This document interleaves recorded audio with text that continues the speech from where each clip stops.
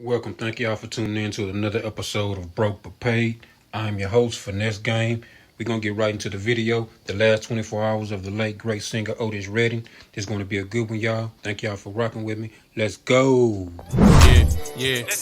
I remember as a youngster, you standing on the block out there playing hopscotch, making a lollipop. I wanted to come and talk, but I was shy back then. Baddest girl in the school, thought I had no friends. Closest to friends.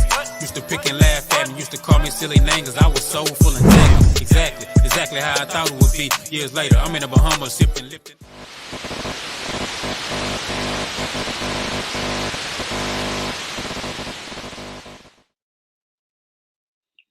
What's going down, man? It's your boy Finesse Game, the best game. Back with a flame. Y'all already know how we do, man. And we back up in this thing. What's up to everybody on the East Coast, everybody on the West Coast, everybody down South, Midwest, and everywhere in between, if you know what I mean. I got another reaction video brought to you by the one and only, yours truly. Hey, y'all ain't hit that bell notification by now. Make sure y'all hit that bell notification, subscribe so y'all can be notified whenever I drop some more of this heat. But without further ado, as you see the title, we're going to get right into the video. The video is about the last 24 hours of the legendary, great Otis Redding. We're going to get right into the video. Starting from humble beginnings, he worked hard and became known as the King of Soul, captivating audiences with his incredible voice and unforgettable songs. But amidst his rise to fame, tragedy struck, and the music world would lose one of its greatest. Join us as we explore the incredible journey of Otis Redding, from his meteoric rise to his untimely demise. Otis Redding Jr. was born on September 9, 1941, in Dawson, Georgia. When he was just 5 years old, the family moved to Macon. Here he grew up listening to famous singers like Sam Cooke and Little Richard. As a little boy, Otis started singing in his church's choir and learned how to play the guitar and piano. And by the time he was 10, he was taking lessons to improve his drumming and singing skills. He even sang in the high school band at Ballard Hudson High School, and on Sundays he earned $6 by singing gospel music on a local Macon radio station. However, at the age of 15, his father became ill with tuberculosis, and Otis dropped out of school to support his family. While working part-time digging wells and at other odd jobs, he joined the Upsetters, a band that used to play with his idol Little Richard before he started his solo career. Otis Redding's breakthrough came in 1958 at the age of 17 when he participated in a talent show called The Teenage Party. Real quick, y'all. All my old heads, all the old people in here, I call y'all old because y'all is old, but it's all respect, though. Put your favorite Otis Redding song down in the comments. Let me know what y'all rocking with. For the young people who don't know who he is, he's one of our greats. Soul singers. Otis Redding was that dude back in the gap. So we're gonna get right into the video. We're gonna keep it pushing. Hosted by disc jockey Hamp Swain at the Roxy and Douglas Theaters. A well-known local guitarist, Johnny Jenkins, was watching and noticed that the band backing Otis wasn't very good. At that point, Johnny decided to play with Otis himself, who chose to sing Heebie Jeebies by Little Richard. This combination helped Otis win the talent contest for 15 straight weeks, earning him a $5 prize each time. During one of these shows, Otis met the love of his life, Zelma Atwood, who was 17 years old at the time. And about a year later, Zelma and Otis had their first child, Dexter, in the summer of 1960. Otis and Zelma got married in August 1961, and they would eventually have 3 children together.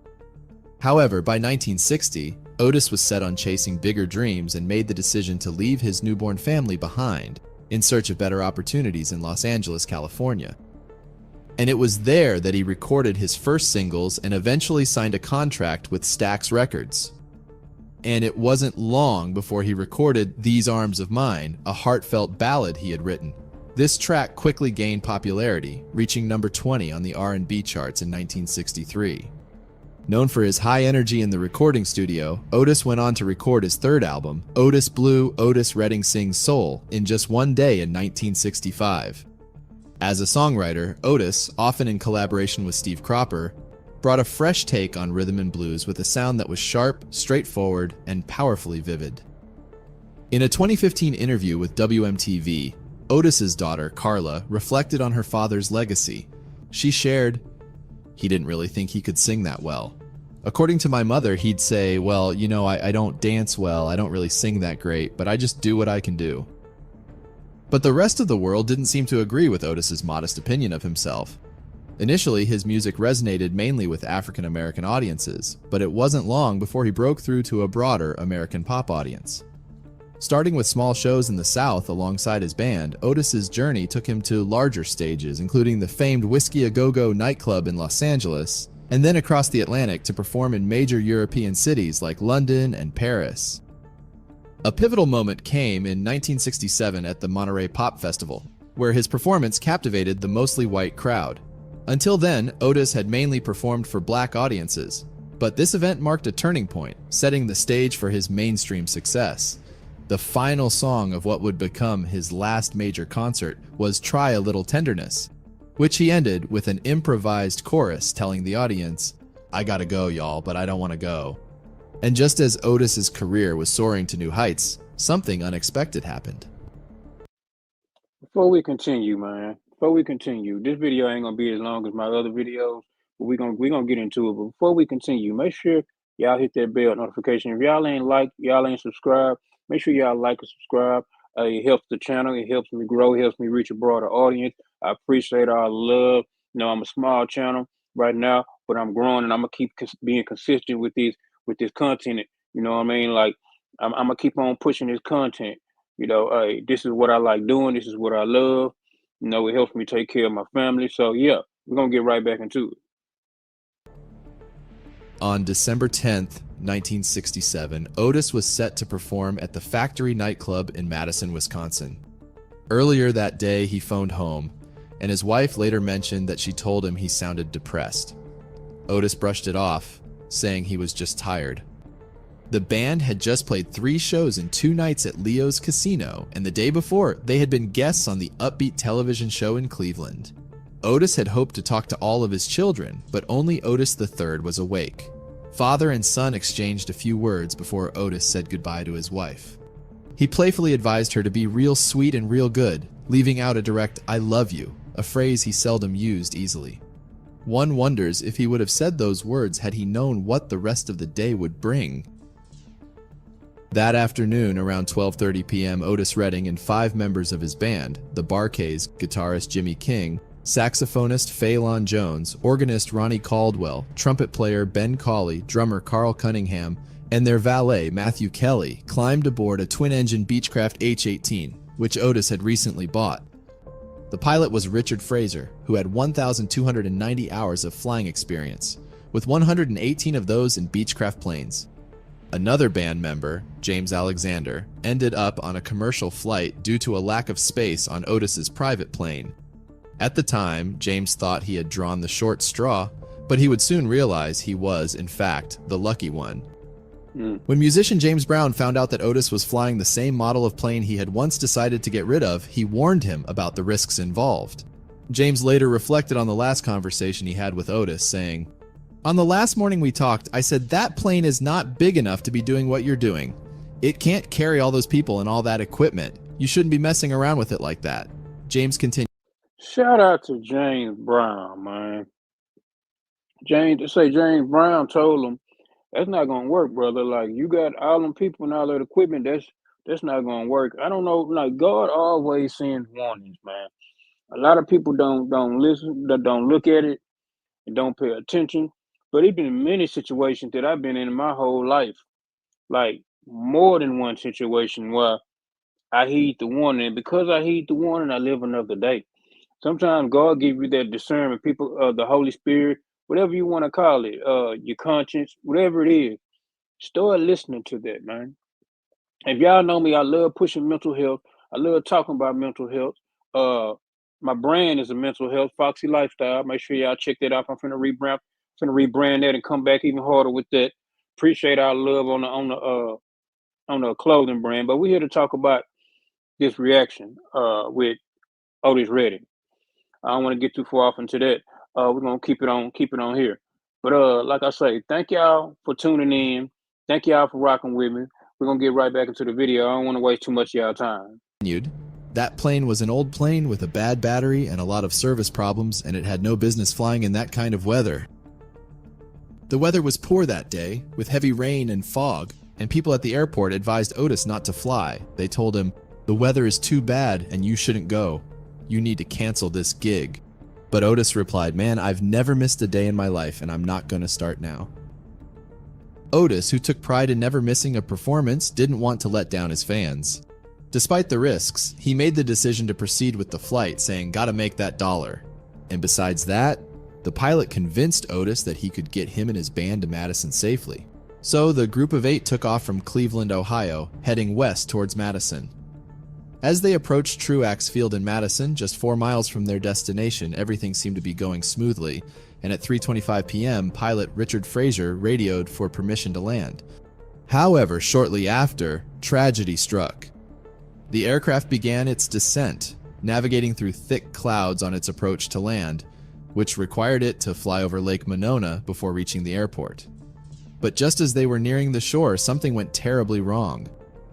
No one will ever know exactly what happened on that day, only that the engine suddenly sputtered and stopped functioning.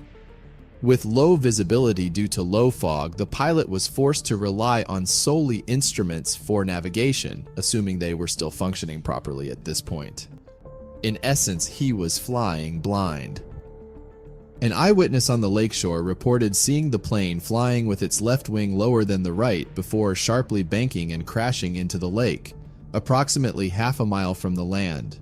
Remarkably, the aircraft remained intact upon impact, floating on the surface of the icy lake for several minutes, gently bobbing up and down before it slowly started sinking. The Bar-Kays band member and trumpet player Ben Cauley, who had been asleep in the plane, was awakened by his bandmate Phelan Jones, who exclaimed, "Oh no," while looking frightened through his window. In a split second, Ben quickly unbuckled his seatbelt and found himself plunged into the icy lake, clutching a seat cushion to stay afloat amidst the freezing cold. Unable to swim, Ben held tightly onto the cushion as he helplessly witnessed each of his friends slowly drowning and freezing to death, their desperate screams for help echoing across the lake. Ben painfully remembered, "I saw Carl come out of the water, and I saw Matt come up on the other side." Ronnie's cries for help were heartbreaking, but eventually they all went silent, claimed by the cold lake. And just when Ben thought he couldn't hold on any longer, police officers on a boat found him, not far from where the dead bodies of 2 other men were floating, later identified as Richard Fraser and Jimmy King. After the incident was reported, rescue teams were quickly notified and additional help was dispatched following emergency calls from locals. The first responders were there within minutes. Though the choppy, frigid waters made it difficult to maneuver to the wreckage, it took the rescue team 17 minutes to get there, fast enough to save Ben, but unfortunately, too late for the others. By then, the plane had sunk to the lake's depths. Suffering from the early stages of frostbite, Ben was rescued and taken to the hospital. There, he was treated for his exposure to the cold, yet, astonishingly, he had sustained no serious injuries. He shared with the rescue team, and later the media, that he had heard the desperate cries of 2 men close to him until suddenly there was silence and they were gone, swallowed by the lake. He was unaware of the fate of the others until a police officer came up to him and mentioned how lucky he was. When Ben asked why, the officer told him the heartbreaking news, because everybody else is dead. Meanwhile, fans were already in line at the concert venue when news of the plane crash broke. They went home that Now y'all know I give y'all the best reaction videos, man. Hit that like button, man. Mess with your boy. Y'all know ain't nobody doing it like this here, man. This is what I do, man. This is what I do. I try to find the best videos and we react to them on this reaction channel. So you just coming in and you just not getting tuned to me, subscribe, hit that bell notification, because I drop reaction videos that don't nobody else drop. You know, everybody go here, I go left. Everybody go up, I go down. You know, find another channel to react to videos like this. You might have the video, but nobody's really reacting to them. So that's what I'm going to keep on doing, and I'm going to keep on pushing. If you like me, if you want to know more, if you want to see more videos, subscribe. evening hoping that Otis had somehow survived. And that was his wife's hope too. Around 5 p.m., she received a call from the Madison coroner, who detailed the events leading up to the recovery of a body described as a tall and dark black man wearing a black undershirt, likely referring to the still unidentified Jimmy King. Trying to keep her cool and push away a wave of rising fear, she responded sharply, "That's not Otis." She pointed out that Otis never wore underwear and was an excellent swimmer. He was out there alive, they just hadn't found him yet. "Go find him," she demanded. However, the aircraft had plummeted to the lake's 40-foot depths, coming to rest at a 45-degree angle with its nose buried deep into the silt, its body twisted and torn open, and missing its left wing and engine. Apart from the two individuals found near Ben Cauley, there was no trace of the other passengers or the pilot. The divers faced harsh and dangerous conditions as they searched the waters for hours on end. When they resumed their rescue mission the following morning, they made a horrendous discovery. Otis was found, still buckled into his seat. Otis died at the age of 26 and was survived by his wife Zelma and their 3 children, Dexter, Carla, and Otis III. The detailed reason why the plane crashed remains a mystery, even after the NTSB looked into it. But the circumstances leading up to the accident might give us some indication of what might have happened. After the plane reached its cruising height, Otis walked up to the cockpit and sat in the co-pilot's seat. This raises a big question. Did he ever actually fly the plane, especially in such bad weather? Otis wasn't yet a licensed pilot.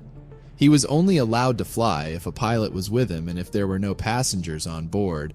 So the idea of him controlling the plane seems far-fetched. Yet this question led to a lot of guessing and speculation, especially because of what happened next. It's also important to remember that flying used to be a lot more dangerous in the past than it is today. Flying on smaller private planes was especially risky because the pilots and mechanics were often less experienced, the planes weren't maintained as well, and they often flew in and out of smaller airports that didn't have the safety features bigger airports do. But the most important factor is that there was heavy rain and fog at the destination airport where the plane was making its approach, and bad weather is known to be a culprit in many aviation accidents. And even though the pilot knew how to fly using just the plane's instruments, which is helpful in bad weather, we still don't know exactly what went wrong that night. Only that an eyewitness on the lakeshore reported seeing the plane with its left wing lower than the right before it sharply banked and crashed into the lake. Ironically, Otis's dream of widespread success was realized only after his passing. Just 3 days before his tragic death, he recorded a new song called "Sittin' on the Dock of the Bay," a song he had written 3 months earlier while on the deck of a houseboat in Sausalito, California. Inspired by the Beatles' album Sgt. Pepper's Lonely Hearts Club Band, Otis aimed to craft a similar sound despite objections from his record label and his wife. The Stax team also expressed dissatisfaction with the new direction, fearing it would harm the label's reputation as a hub for R&B music. However, Otis was determined to expand his musical horizons, firmly believing that Dock of the Bay was his best work and destined for chart-topping success. Sadly, Otis passed away before witnessing its success, but his intuition proved to be right. Upon its release in January 1968, "Sittin' on the Dock of the Bay" soared to number 1 on the Billboard Hot 100, becoming Otis's first and only number 1 single. Remarkably, it also became the first posthumous number 1 single in US chart history, selling approximately 4 million copies worldwide and receiving over 8 million airplays. Right before Despite he his died. short time in the spotlight, Otis Redding made a huge impact on the music world and got the nickname King of Soul. He was one of the first to pioneer soul music and left his mark on the genre with his heartfelt lyrics and unique vocal style. After his death, he was honored with inductions into the Rock and Roll Hall of Fame in 1989 and a Grammy Award for Lifetime Achievement in 1999. Nowadays, Otis Redding is considered one of the most influential singer-songwriters in American music history, particularly in the realms of soul and rhythm and blues. That's it for now, man. I appreciate y'all rocking with me. That was the story of the last 24 hours of the late, great soul R&B singer Otis Redding. Thank y'all for tuning in. Like, subscribe, share, know somebody, tell somebody to know somebody that we up in here. Thank y'all again, man. Peace.